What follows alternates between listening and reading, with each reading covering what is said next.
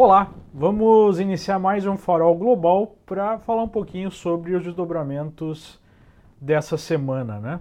Nós tivemos as eleições americanas como aí o grande produtor, né, de volatilidade, onde o desdobramento foi relativamente positivo para o mercado, já que nós tivemos a Câmara dos Deputados sendo controlada pelos democratas, depois aí de um reino de 8 anos de republicanos, o que pode impedir, né, novas medidas do governo Trump, que tem interesse, ou pelo menos tinha interesse, em criar mais corte de impostos, continuar diminuindo aí as regulamentações para incentivar os negócios, mas isso não vai acontecer, né? Então você pode perguntar, mas então por que o mercado se movimentou positivamente, já que em tese essas medidas aí pró-mercado não serão mais efetivadas? Porque as principais medidas pró-mercado são as medidas que já foram tomadas no ano passado, o corte mais profundo de impostos e outras, né, desregulamentações que aconteceram ainda em 2017. Então, com um Congresso sendo controlado pelos democratas, apesar de nós não termos a possibilidade de novas medidas mais agudas, nós não temos também a possibilidade de revisão dessas medidas, porque nós temos o Senado sendo controlado ainda pelos republicanos, que até a priori vão expandir o seu controle, né, com alguns votos a mais, e nós temos a possibilidade dos democratas, por incrível que pareça, chegarem num acordo com Trump em relação a um pacote de investimento em infraestrutura que pode dar um gás para a economia, né? Então esse é um aspecto.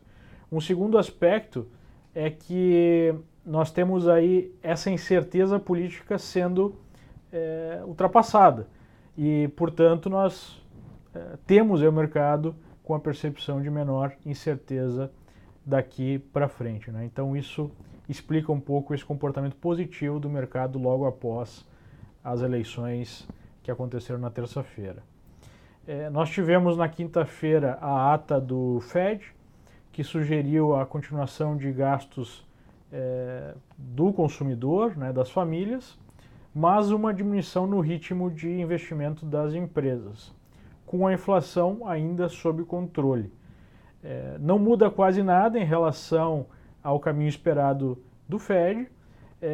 Talvez o fato deles terem mencionado a diminuição dos investimentos das empresas gera uma certa apreensão, por um lado, porque você tem a diminuição do ritmo da economia, mas, por outro lado, você tem também a diminuição da expectativa de aperto monetário, né, que tem esse efeito aí contraditório para o mercado de ações. Se a economia está muito aquecida e o Fed tem que aumentar juros, isso pode ser negativo para as ações.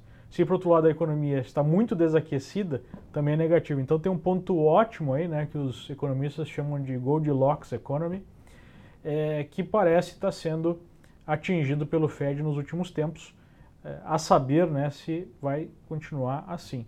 De qualquer forma, nós temos aí a possibilidade grande de aumento, mais uma vez, da taxa de juros na última reunião do ano do Fed, que acontecerá em dezembro, né? Mas a partir disso fica um pouco mais tortuoso o caminho do Fed, vai depender de como vai estar o status aí da economia americana e também da economia global. Falando em economia global, nós temos aí um sinal bastante negativo, tirando alguns, né, fatores pontuais específicos de curtíssimo prazo, mas um sinal bastante negativo do petróleo. O petróleo, vamos colocar aí o gráfico dele para a gente dar uma olhada, depois a gente olha o mercado hoje, né?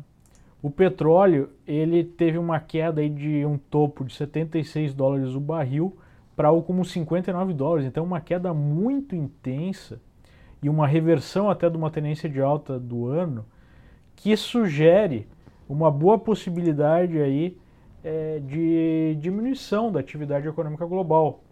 O petróleo, ele é importante porque no ciclo de negócios ele costuma ser, né, dos aí ativos ou commodities que nós acompanhamos, o último a apresentar um comportamento de pico e correção.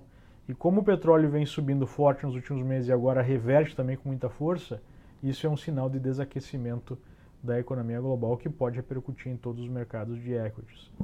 É óbvio que nós estamos na reta final do ano e é muito raro nós observarmos na reta final do ano grandes quedas no mercado de ações. Mas isso sugere aí bastante dificuldade para o ano que vem para o mercado de ações global e para a economia global, como a gente tem falado aqui, né?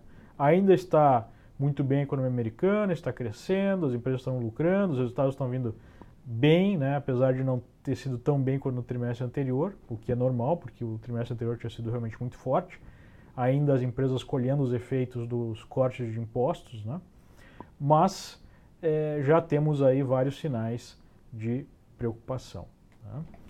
Hoje o S&P apresentou uma queda de mais ou menos 1%, depois de fazer um topinho aqui, uma boa recuperação desde o último fundo formado.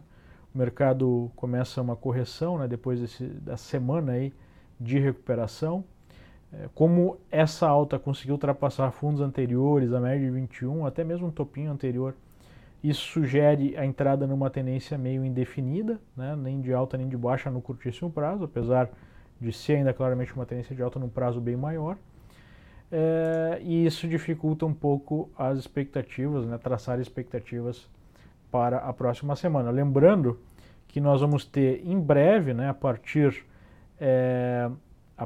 da semana que vem, né, vamos entrar em um período de menor liquidez, usualmente por conta do feriado de Thanksgiving, que acontece no dia 22 de novembro, que é o feriado mais importante aqui dos Estados Unidos, chega a ser mais importante que o Natal, né, em termos de viagem, de pessoas tirando férias, reunião de família, assim por diante.